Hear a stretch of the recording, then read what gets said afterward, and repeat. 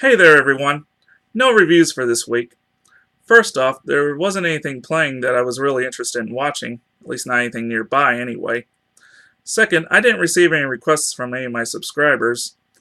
Third, this was the 4th of July week, which has always been kind of busy for me. Don't worry though, I do have something that I've been wanting to talk about popcorn.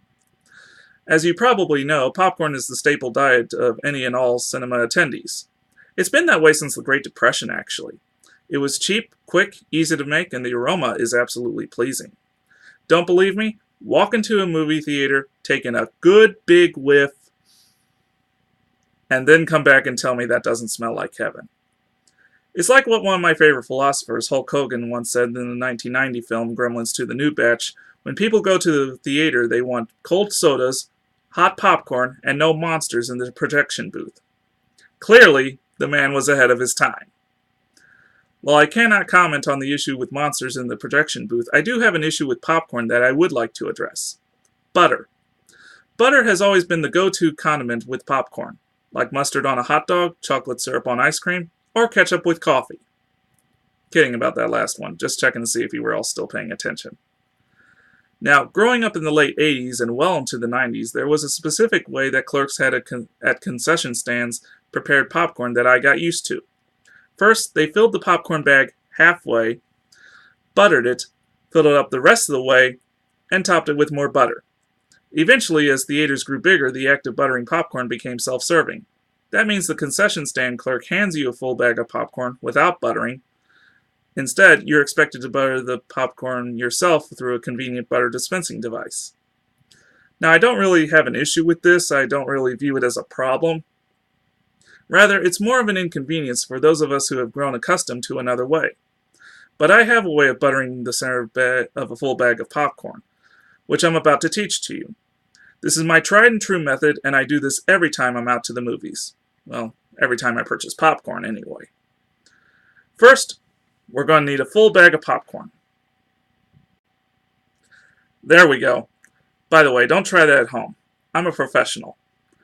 Best to buy your own at your theater's concession stand. Next, you're going to need a straw. Straws can typically be found next to the checkout counter or near the soft drink dispenser. I'm not at a theater, but I've got some straws handy. By the way, if you're purchasing a soft drink, you're going to need 2 straws. One for your soda and one for your popcorn. The next thing you do is stick your straw into your popcorn. Now, I should warn you that people are going to look at you curiously. Don't let that discourage you, though. That's actually part of the fun. And don't let them talk down to you either. Showing them up is part of the fun, too. Next, you take your popcorn, straw in tow, to the butter dispensing device. Align this end of the straw with the fountain tip of the butter dispenser.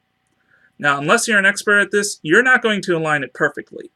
I never can, myself, personally. But that's not the point.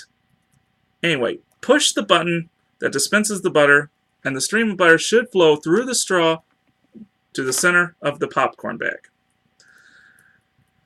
Stir it around a little, and repeat to your liking. When you're done, throw the straw away, and top the popcorn with more butter, again to your liking. By the way, if anyone approaches you and says something along the lines of, "Wow," or "That's amazing," and "You're a genius," be sure to credit me, Mike, at Penguins Rock Productions and tell them which video you saw it on so they can check it out for themselves. Otherwise, enjoy your popcorn and enjoy your movie.